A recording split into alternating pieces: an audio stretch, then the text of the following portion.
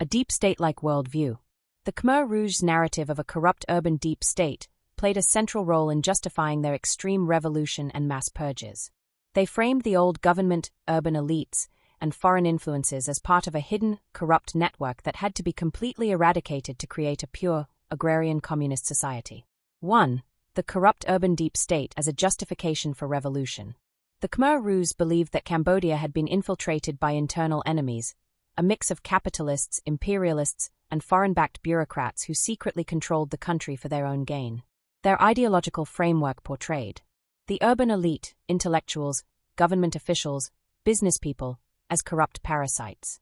The former government and military, under Prince Norodom Sihanouk and later Lon Nol, as puppets of imperialist powers, France, the US, and later, Vietnam.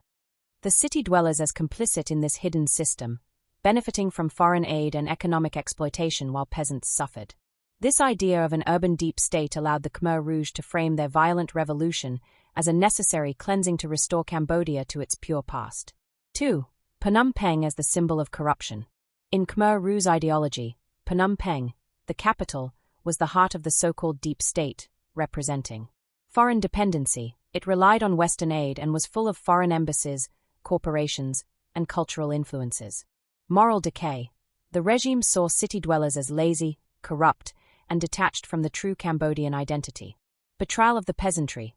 The Khmer Rouge argued that cities thrived by exploiting rural workers through unfair economic systems. Because of this, when the Khmer Rouge seized power on April 17, 1975, they forcibly emptied Phnom Penh and other cities, displacing millions to the countryside under the justification of dismantling the deep state and rebuilding Cambodia from the ground up. 3. The hidden enemy rhetoric, purging the deep state. Once in power, the Khmer Rouge continued to invoke the idea of a hidden enemy within, a typical deep state narrative. The regime claimed that traitors were everywhere, even within their own ranks.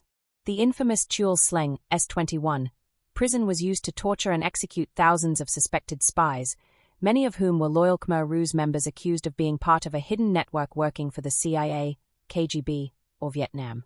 This paranoia led to mass purges in which former intellectuals, teachers, monks, and urban professionals were executed because they were seen as remnants of the old corrupt state. 4. The deep state excuse for economic and social failures. As the regime's radical policies, like forced labor camps and collectivization, began to fail, the leadership did not blame their flawed ideology. Instead, they insisted that hidden enemies, deep state remnants, were sabotaging the revolution.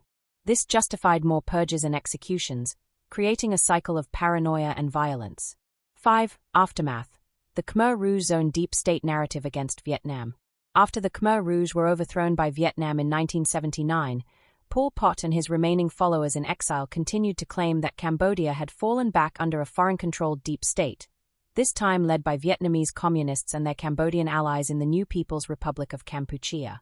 This rhetoric kept the Khmer Rouge insurgency alive in border regions for years. Conclusion. The Khmer Rouge's rise to power was deeply tied to the idea of a corrupt urban deep state that needed to be dismantled. By framing city elites, intellectuals, and government officials as part of a hidden, parasitic network, they justified extreme violence, mass displacement, and brutal purges. Ironically, once in power, the Khmer Rouge themselves operated in a secretive, deep state-like manner, using paranoia and conspiracy theories to maintain control until their downfall.